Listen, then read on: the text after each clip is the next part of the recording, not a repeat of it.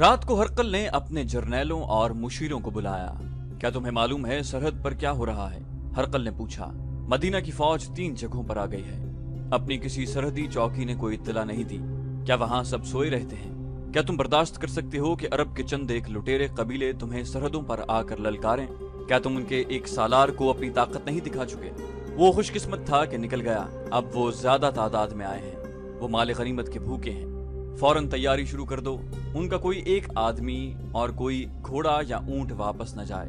شام کے فوجوں کے کمانڈر نے کہا، شہنشاہ ہرقل، آپ اتنے ناتجربہ کار تو نہیں جیسی آپ نے بات کی ہے۔ اگر یہ معاملہ کچھ اور ہوتا تو ہم آپ کی تائید کرتے، لیکن یہ مسئلہ جنگی ہے، آپ جانتے ہیں کہ شکست کے بعد کیا ہوتا ہے۔ ہرقل نے کہا، مجھے سبق نہیں مشورہ چاہیے۔ وہ کیا ہے جو میں نہیں جانتا؟ شہنشاہ سب کچھ جانتے ہیں، ایسی بات نہ کریں۔ جس نے فارس کے شہنشاہ اردشیر کی جان لے لی تھی، رومی فوج کے کمانڈر نے کہا، اس کی جنگی طاقت ہماری ٹکر کی تھی۔ آپ بھی اس فوج سے لڑ چکے ہیں، اس کے بعد آپ کو بھی عراق پر فوج کشی کی جرت نہیں ہوئی۔ اب فراز کے میدان میں ہمیں مسلمانوں کے خلاف فارسیوں کو اتحادی بنانا پڑا اور ہم نے عیسائی قبیلوں کو ساتھ ملایا، مگر خالد بن ولید رضی اللہ عنہ ہمیں شکست دے گئے۔ کیا تم یہ کہنا چاہتے ہو کہ ہمیں مسلمانوں سے ڈرنا چاہیے؟ ہرقل نے طنزیہ لہجے میں پوچھا۔ کمانڈر نے کہا، نہیں شہنشاہ، اردشیر بھی مدائن میں بیٹھا ایسی ہی باتیں کرتا تھا جیسی آپ ہمس میں بیٹھے کرتے ہیں۔ میں آپ کو یاد دلا رہا ہوں کہ فارسیوں کا انجام دیکھیں۔ مدائن کے محل اب بھی کھڑے ہیں، لیکن مقبروں کی طرح۔ اردشیر نے پہلے پہل مسلمانوں کو عرب کے بدو اور ڈاکو کہا تھا۔ میں نے فارسیوں کی شکست کی چھان بین پوری تفصیل سے کی ہے۔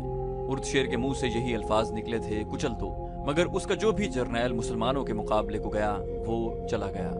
مسلمان ان کے علاقوں پہ علاقے فتح کرتے آئے، حتیٰ کہ ان کے تیر مدائن میں گرنے لگے۔ اور شہنشاہ ہرقل، مجھے معلوم ہوا ہے کہ مسلمان مذہبی جنون سے لڑتے ہیں، مال غنیمت کے لیے نہیں۔ ہم زمین کے لیے لڑتے ہیں، مسلمان جنگ کو ایک عقیدہ سمجھتے ہیں۔ ہم ان کے عقیدے کو سچا سمجھیں یا نہ سمجھیں، اس سے کیا فرق پڑتا ہے؟ شہنشاہ کو اس پر بھی غور کرنا پڑے گا کہ مسلمان ہر میدان میں تھوڑی تعداد میں ہوتے ہیں، وہ جذبے اور جنگی چالوں کے زور پر لڑتے ہیں۔ فراز میں ہم نے اپنے فارسیوں کی اور عیسائیوں کی نفری کو اتنا زیادہ پھیلا دیا تھا کہ مسلمانوں کی تھوڑی سی نفری ہمارے پھیلاؤ میں آ کر گم ہو جاتی، لیکن مسلمانوں نے ایسی چال چلی کہ ہمارا پھیلاؤ سکڑ گیا اور ہم پٹ کر رہ گئے۔ دوسرے جرنیلوں نے بھی اسی طرح کے مشورے دیے اور ہرقل قائل ہو گیا کہ مسلمانوں کو طاقتور اور خطرناک دشمن سمجھ کر جنگی تیاری کی جائے۔ لیکن میں اسے اپنی توہین سمجھتا ہوں کہ مسلمان جو کچھ ہی سال پہلے وجود میں آئے ہیں، عظیم سلطنت روم کو للکاریں۔ ہرقل نے کہا، ہمارے پاس ہماری صدیوں پرانی تاریخ ہے، رومیوں نے ساری دنیا پر دہشت طاری کیے رکھی ہے۔ ہمارا مذہب دیوتاؤں کا مذہب ہے، آسمانوں اور زمین پر ہمارے دیوتاؤں کی حکمرانی ہے۔ اسلام ایک انسان کا بنایا ہوا مذہب ہے جس کے پھیل جانے کی کوئی وجہ سمجھ نہیں آتی۔ میں صرف یہ حکم دوں گا کہ اس مذہب کے پیروکاروں کو اس طرح ختم کرو کہ اسلام کا نام لینے والا کوئی زندہ نہ رہے۔ اگلے ہی روز ہرقل کو اطلاع ملی کہ مسلمانوں کے ساتھ رومی فوج کی ٹکر ہوئی اور رومی فوج بڑی بری طرح پسپا ہوئی۔ یہ عمر بن العاص رضی اللہ عنہ کے دستے تھے جو تبوک کی طرف آگے بڑھے تو رومی فوج کے کچھ دستے ان کی راہ میں حائل ہو گئے۔ یہ شام کے عیسائی عربوں کے دستے تھے جن کے ذمے سرحدوں کی دیکھ بھال کا کام تھا۔ عمر بن العاص بڑے ہوشیار سالار تھے، انہوں نے ایسی چال چلی کہ اپنے ہراول دستے کو دشمن سے ٹکر لینے کے لیے آگے بھیجا اور دشمن کو گھیرے میں لینے کی کوشش کی، لیکن شام کے عیسائی عربوں کے دستے تھوڑا سا نقصان اٹھا کر پسپا ہو گئے۔ عمر بن العاص ایلا کے مقام پر پہنچ گئے۔ یزید بن ابی سفیان بھی اپنے دستوں کے ساتھ ان سے آن ملے۔ جو ہی مدینہ کے لشکر کے یہ دونوں حصے اکٹھے ہوئے، روم کی فوج ان کا راستہ روکنے کے لیے سامنے آ گئی۔ مورخوں کے مطابق روم کی اس فوج کی نفری تقریباً اتنی ہی تھی جتنی کہ مسلمانوں کی تھی۔ اب 2 مسلمان سالار اکٹھے ہو گئے تھے، انہوں نے رومیوں کے ساتھ آمنے سامنے کی ٹکر لی۔ رومیوں نے جم کر مقابلہ کرنے کی کوشش کی لیکن قدم نہ جما سکے اور پسپا ہو گئے۔ یزید بن ابی سفیان نے ایک سوار دستے کو ان کے تعاقب میں بھیج دیا۔ رومیوں پر کچھ ایسی دہشت طاری ہو گئی تھی کہ وہ سوائے کٹ کٹ کے مرنے کے اور کچھ بھی نہیں کر سکے۔ شہنشاہ ہرقل کو جب اپنے دستوں کی اس پسپائی کی اطلاع ملی تو وہ آگ بگولا ہو گیا۔ اس نے اپنے جرنیلوں کو ایک بار پھر بلایا اور حکم دیا کہ زیادہ سے زیادہ فوج اکٹھی کر کے شام کی سرحد کے باہر کسی جگہ مسلمانوں کے ساتھ جنگ لڑی جائے اور انہیں وہیں ختم کیا جائے۔ مسلمان سالاروں نے ان جگہوں سے جہاں وہ پڑاؤ ڈالے ہوئے تھے چند آدمیوں کو اپنے زیر اثر لے لیا اور انہیں بے انداز انعام و اکرام کا لالچ دیا، جس کے عوض وہ مسلمانوں کے لیے جاسوسی کرنے پر آمادہ ہو گئے۔ چند دنوں میں ہی وہ مطلوبہ خبریں لے آئے۔ ان کی رپورٹوں کے مطابق رومی جو فوج اکٹھی کر رہے تھے اس کی تعداد 1 لاکھ سے کچھ زیادہ تھی۔ इस फौज का एक हिस्सा अजनादीन की तरफ कूच कर रहा था। जासूसों ने ये इत्तला भी दी थी कि रूमी फैसला कुन जंग के लिए तैयार होकर आ रहे हैं। जासूसों ने तैयारियों की पूरी तफसील बयान की। अबू उबैदा बिन अल जर्राह रज़ी अल्लाहु अन्हु को अमीरुल मोमिनीन ने यह हुक्म दिया था कि लश्कर के चारों हिस्सों को इकट्ठा लड़ना पड़े तो वो यानी अबू उबैदा रज़ी अल्लाहु अन्हु पूरे लश्कर के सालार होंगे। सूरत ऐसी पैदा हो गई थी कि लश्कर के चारों हिस्सों को इकट्ठा होना पड़ा। अबू उबैदा रज़ी अल्लाहु अन्हु ने पूरे लश्कर की कमान ले ली, लेकिन लश्कर को मुकम्मल तौर पर एक जगह इकट्ठा न होने दिया। उसके साथ ही उन्होंने अमीरुल मोमिनीन को तेज रफ्तार कासिद के हाथ पैगाम भेजा जिसमें मुकम्मल सूरत हाल लिखी और ये भी कि रूमियों की तादाद 1 लाख से ज्यादा होगी। ये थे वो हालात जिनके पेश नजर अमीरुल मोमिनीन ने खालिद रज़ी अल्लाहु अन्हु को हुक्म भेजा था कि वो शाम की सरहद पर उस जगह पहुंचें जहां मदीना का लश्कर खैमजन है। इस हुक्म में ये भी लिखा था कि अपना लश्कर कुछ मुश्किलात में उलझ गया है। इस पैगाम ने खालिद रज़ी अल्लाहु अन्हु को परेशान कर दिया था। ये बताया जा चुका है कि उन्होंने अमीरुल मोमिनीन के हुक्म के मुताबिक अपने लश्कर को 2 हिस्सों में तकसीम किया। एक हिस्सा मुसन्ना बिन हारिसा के हवाले कर दिया। खालिद रज़ी अल्लाहु अन्हु ने फौज को फौरी कूच का हुक्म दे दिया। उन्होंने जब फासले का अंदाजा किया तो वो इतना ज्यादा था कि खालिद रज़ी अल्लाहु अन्हु को वहां पहुंचते बहुत दिन लग जाते। उन्हें डर था कि इतने दिन जाया हो गए तो मालूम नहीं क्या हो जाएगा। उन्हें यह भी मालूम था कि रूमियों की फौज फारसियों की निस्बत ज्यादा ताकतवर और बरतर है। खालिद रज़ी अल्लाहु अन्हु इन रास्तों से वाकिफ थे। सीधा और आसान रास्ता बहुत तवील था। खालिद रज़ी अल्लाहु अन्हु ने अपने सालारों को बुलाया और उन्हें बताया कि बहुत जल्द पहुंचने के लिए उन्हें कोई रास्ता मालूम नहीं। सालारों में से किसी को छोटा रास्ता मालूम नहीं था। एक सालार ने कहा, अगर कोई छोटा रास्ता हुआ भी तो वो सफर के काबिल नहीं होगा। अगर किसी ऐसे रास्ते से 1-2 मुसाफिर गुजरते भी होंगे तो जरूरी नहीं कि वो रास्ता एक लश्कर के लिए गुजरने के काबिल हो। मैं एक आदमी को जानता हूँ, एक और सालार बोला, राफे बिन उमैरा। वो हमारे कबीले का जबरदस्त जंगजू है और मैंने देखा है कि खुदा ने उसे कोई ऐसी ताकत दी है कि वो जमीन के नीचे के भेद भी बता देता है। वो इस सहरा का भेदी है। खालिद रज़ी अल्लाहु अन्हु के हुक्म से राफे बिन उमैरा को बुलाया गया और उससे मंजिल बताकर पूछा गया कि छोटे से छोटा रास्ता कोई है। राफे ने कहा, जमीन है तो रास्ते भी हैं। ये मुसाफिर की हिम्मत पर मुनसिर है कि वो हर रास्ते पर चल सकता है या नहीं। तुम मंजिल तक किसी भी रास्ते से पहुंच सकते हो, लेकिन बाज रास्ते ऐसे होते हैं जिन पर सांप भी नहीं रेंग सकता। मैं एक रास्ता बता सकता हूँ, लेकिन ये नहीं बता सकता कि उससे लश्कर के कितने आदमी मंजिल तक पहुंचेंगे। और मैं ये भी बता सकता हूँ कि घोड़ा इस सहराई रास्ते से नहीं गुजर सकता। घोड़ा इतनी प्यास बर्दाश्त नहीं कर सकता और घोड़े के लिए पानी साथ ले जाया नहीं जा सकता। खालिद रज़ी अल्लाहु अन्हु ने अपना बनाया हुआ नक्शा उसके सामने रखा और पूछा कि वो कौन सा रास्ता बता रहा है। राफे बिन उमैरा ने नक्शे पर उंगली रखते हुए कहा, ये कराकर है। यहाँ एक नखलिस्तान है जो इतना सरसब्ज शादाब है कि मुसाफिरों पर अपना जादू तारी कर देता है। यहाँ से एक रास्ता निकलता है जो सुआ को जाता है।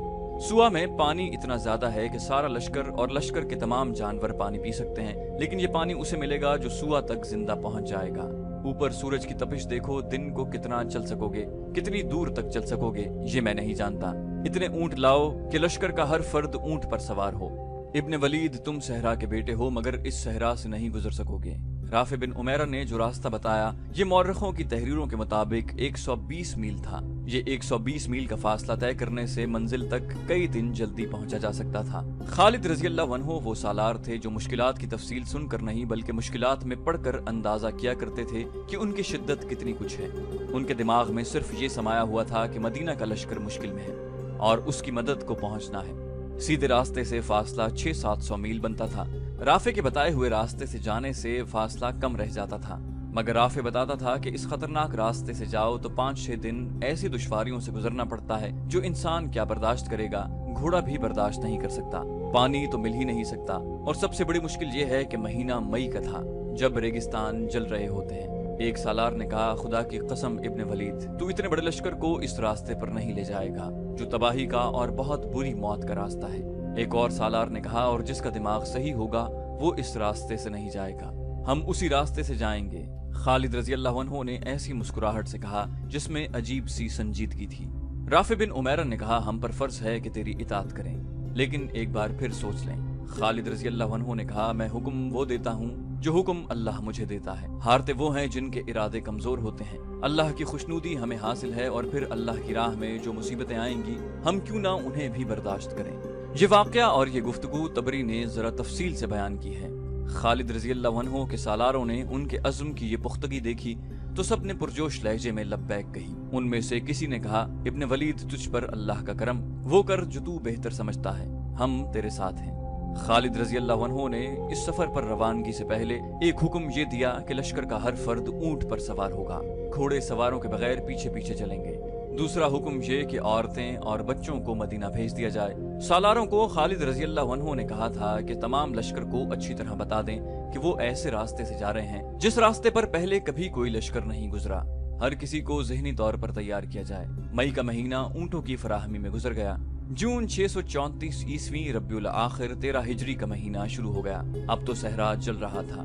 खालिद रजी अल्लाह अन्हु ने कूच का हुक्म दे दिया। उनके साथ 9000 मुजाहिदीन थे जो इस खुदकुश सफर पर जा रहे थे। कराकर तक सफर वैसा ही था जैसा उस लश्कर का हर सफर हुआ करता था। वो सफर कराकर से शुरू होना था, जिसे मुसलमान मौरखों ने और यूरोपी मौरखों ने भी तारीख का सबसे खतरनाक और भयानक सफर लिखा है। मुसन्ना बिन हारिसा कराकर तक खालिद रजी अल्लाह अन्हु के साथ गए। मुसन्ना को हैरा वापस आना था। कराकर से जिस कदर साथ पानी ले जाया जा सकता था, मशकीजों में भर लिया गया। मटके भी इकट्ठे कर लिए गए थे, इनमें भी पानी भर लिया गया। अगली सुबह जब लश्कर रवाना होने लगा तो मुसन्ना बिन हारिसा खालिद रजी अल्लाह अन्हु से और उसके सालारों से गले मिलने के लिए गए। याकूबी और इब्ने यूसुफ ने लिखा है कि मुसन्ना बिन हारिसा पर कत्तारी हो गई थी। उनके मुंह से कोई दुआ न निकली, आंखों से आंसू निकल आए। दुआएं उनके दिल में थीं। उन्हें यकीन नहीं था कि वो खालिद रजी अल्लाह अन्हु को और उनके 9000 मुजाहिदीन को फिर कभी देख सकेंगे। खालिद रजी अल्लाह अन्हु ऊंट पर सवार होने लगे तो राफे बिन उमैरा दौड़ता आया। राफे ने खालिद रजी अल्लाह अन्हु के दोनों कंधों पर हाथ रखकर कहा, इब्ने वलीद, अब भी सोच ले, रास्ता बदल ले, इतनी जानों से मत खेल। खालिद रजी अल्लाह अन्हु ने कहा, इब्ने उमैरा, अल्लाह तुझे गारत करे, मुझे अल्लाह की राह से मत रोक, या मुझे वो रास्ता बता जो मदीना के लश्कर तक जल्दी पहुंचा दे। तू नहीं जानता, तू हट जा मेरे सामने से और हुक्म मान जो मैंने दिया है।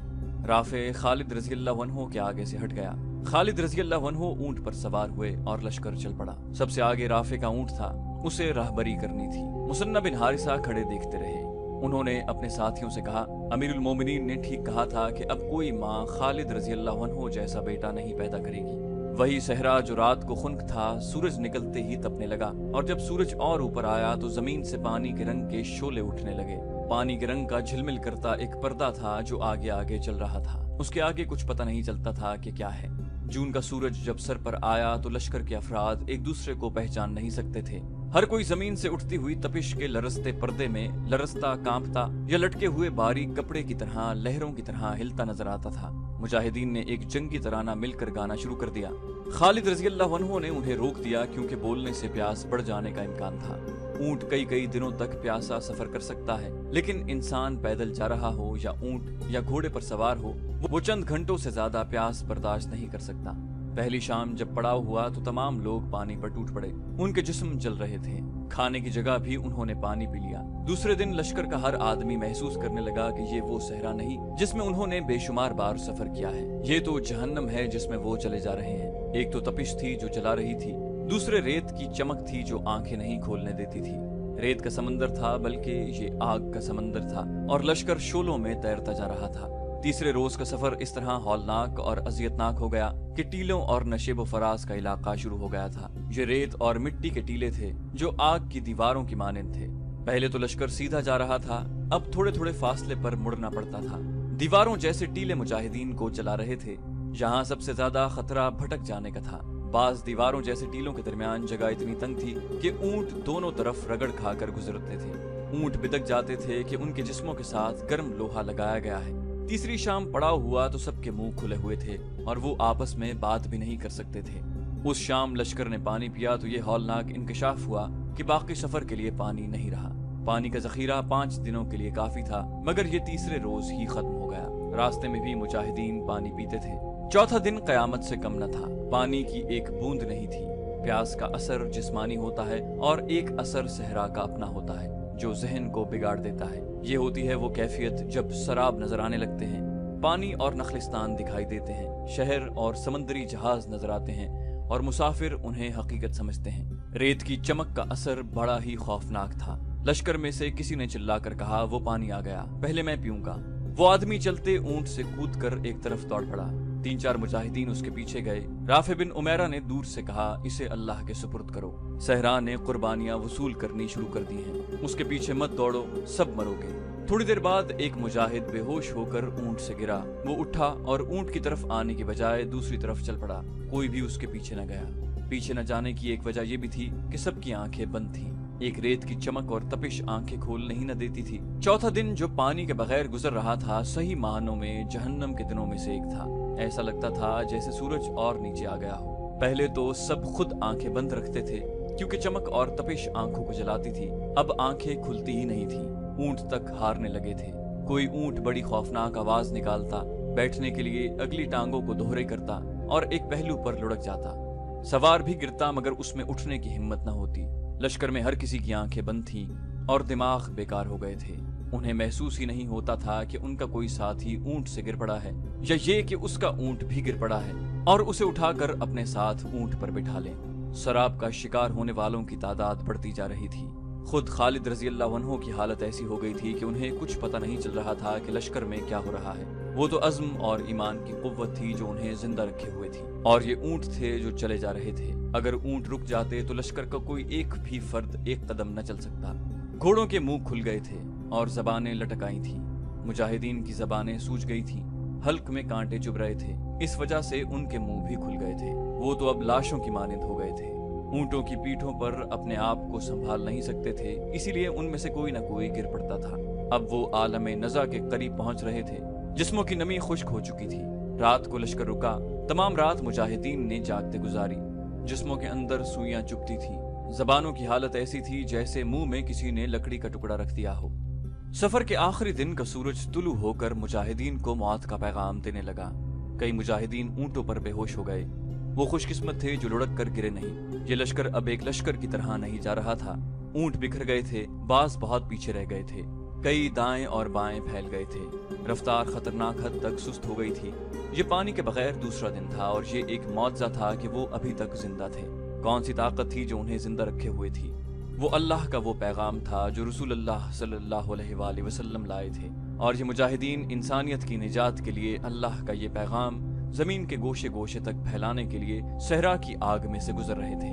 अल्लाह ने उन्हें बड़ी ही अजियतनाक आजमाइश में डाल दिया था और उसी की जात उन्हें जिंदा रखे हुए थी। गुरूब आफ्ताब से बहुत पहले खालिद रजी अल्लाह अन्हु अपने ऊंट को राफे बिन उमैरा के ऊंट के करीब ले गए। खालिद रजी अल्लाह अन्हु ने बड़ी मुश्किल से ये अल्फाज जबान से निकाले, इब्ने उमैरा, क्या अब हमें इस चश्मे पर नहीं होना चाहिए था जिसका तूने जिक्र किया था? सुआ एक ही मंजिल दूर रह गया होगा। राफे बिन उमैरा ने कहा, अल्लाह तुझे सलामत रखे वलीद के बेटे। मैं आशुबे चश्म का मरीज था। इस सहरा ने मेरी आंखों का नूर खत्म कर दिया है। मैं अब कैसे देखूं? खालिद रजी अल्लाह अन्हु ने घबराई हुई आवाज में पूछा, क्या तू अंधा हो गया है? जो तू देख सकता था वो हम में से कोई भी नहीं देख सकता। क्या हम भटक गए हैं? मौरिख वाक़िदी और तबरी ने लिखा है कि राफे बिन उमैरा की बीनाई खत्म हो गई थी। उसने जहन में कुछ हिसाब रखा हुआ था। इन दोनों मौरिखों ने उसके सही अल्फाज अपनी तहरीरों में नकल किए हैं। राफे ने कहा, इब्ने वलीद, लश्कर यहीं रोक ले। अपने कुछ आदमियों को आगे भेज। उन्हें कह कि वो औरतों के पिस्तानों की शक्ल के 2 टीलों को तलाश करें। खालिद रजी अल्लाह अन्हु ने कुछ आदमियों को आगे भेज दिया। ये आदमी जल्द ही वापस आए और उन्होंने बताया कि वो 2 टीले देखाए हैं। राफे ने खालिद रजी अल्लाह अन्हु से कहा कि अल्लाह के करम से वो सही रास्ते पर जा रहे हैं, लश्कर को आगे ले चलो। राफे बिन उमैरा ने कहा, इब्ने वलीद, अब अपने आदमियों से कह दे कि एक दरख्त को ढूंढें जिस पर कांटे ही कांटे होंगे और वो दरख्त ऊंचा दरख्त नहीं होगा। वो दूर से इस तरह नजर आएगा जैसे कोई आदमी बैठा हुआ हो। ये दरख्त उन 2 टीलों के दरमियान होगा। आदमी घूम फिर कर वापस आ गए और उन्होंने ये जानकर खबर सुनाई कि इन टीलों के दरमियान और इर्द गिर्द बल्कि दूर दूर तक कोई ऐसा दरख्त नहीं है। राफे बिन उमैरा ने कहा, समझ लो कि हम सब मर गए। उसने कुछ सोचकर और कदरे झुंझलाकर कहा, एक बार फिर जाओ, दरख्त मिल जाएगा, रेत के अंदर ढूंढो। आदमी फिर गए। बर्छियां और तलवारें रेत में मार मार कर मतलूबा दरख्त खोजने लगे। एक जगह उन्हें रेत की ढेरी नजर आई। रेत हटाई तो वहां एक दरख्त का टुंड-मुंड सा तना जाहिर हुआ। ये खारदार था। राफे ने कहा, उखाड़ दो इस दरख्त को और इस जगह से जमीन खोद दो। जमीन इतनी ज्यादा नहीं खोदी गई थी, लेकिन पानी उमड़ पड़ा और नदी की तरह बहने लगा। उस गड्ढे को खोद खोद कर खुला करते चले गए, हत्ता कि ये एक वसी तालाब बन गया। लश्कर के मुजाहिदीन इस पानी पर टूट पड़े।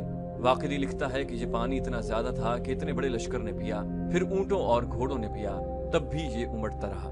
मुजाहिदीन ने मशकीज़े भर लिए, तब उन्हें ख्याल आया कि मालूम नहीं उनके कितने साथी पीछे रह गए हैं। ऊंट भी तरोताजा हो चुके थे और इंसान भी। अपने साथियों का ख्याल आते ही कई मुजाहिदीन ऊंटों पर सवार हुए और वापस चले गए। वो मंजर बड़ा हौलनाक था। जगह जगह कोई ना कोई मुजाहिद और कोई ऊंट या घोड़ा रेत पर बेहोश पड़े थे। मुजाहिदीन ने उनके मुंह में पानी डाला और उन्हें अपने साथ ले आए। बाज मुजाहिदीन शहीद हो चुके थे, उन्हें उनके साथियों ने वहीं दफना दिया। खालिद रजी अल्लाह अन्हु ने राफे बिन उमैरा को गले लगाकर कहा, इब्ने उमैरा, तूने लश्कर को बचा लिया है। राफे ने कहा, अल्लाह ने बचाया है इब्ने वलीद। मैं इस चश्मे पर सिर्फ एक बार आया था और ये 30 साल पहले का वाकया है। मैं उस वक्त कम सिन लड़का था और मेरा बाप मुझे अपने साथ लाया था। इस चश्मे को अब रेत ने छुपा लिया था, लेकिन मुझे यकीन था कि यहाँ चश्मा मौजूद है। ये अल्लाह का खास करम है कि चश्मा मौजूद था। इन मुजाहिदीन की मुहिम इस सफर पर खत्म नहीं हुई थी। ये तो आजमाइश की एक कड़ी थी जिसमें से वो गुजर आए थे। उनका असल इम्तिहान अभी बाकी था। शाम की सरहद तक पहुंचने के लिए अभी 2 मंजिलें बाकी थीं, लेकिन वो कठिन नहीं थी। अभी मुश्किल ये थी कि रूमी उनके मुकाबले के लिए और उन्हें शाम की सरहदों से दूर ही खत्म करने के लिए इतनी ज्यादा फौज इकट्ठी कर रहे थे, जिसके मुकाबले में मुसलमानों की ये नफरी कोई हैसियत नहीं रखती थी।